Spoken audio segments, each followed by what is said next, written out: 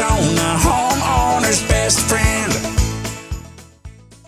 3, 4, 5 hours of a tech with equipment there, taking a look at it. What would I expect to pay for that kind of service? Just answer my curiosity. Do I have a leak or not? Yeah.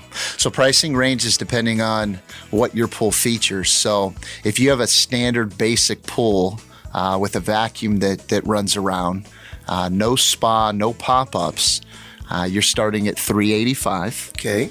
And if you get into some of the customary pools with pop-ups, multiple water features, a negative edge, and a pool spa combo, those can get as high as $850. Yeah, that gets pretty complicated when Correct. you get multiple pumps, multiple plumbing systems. I can see that. That's correct. Yeah, and it generally means we'll be there all day. Rosie on the house, every Arizona homeowner.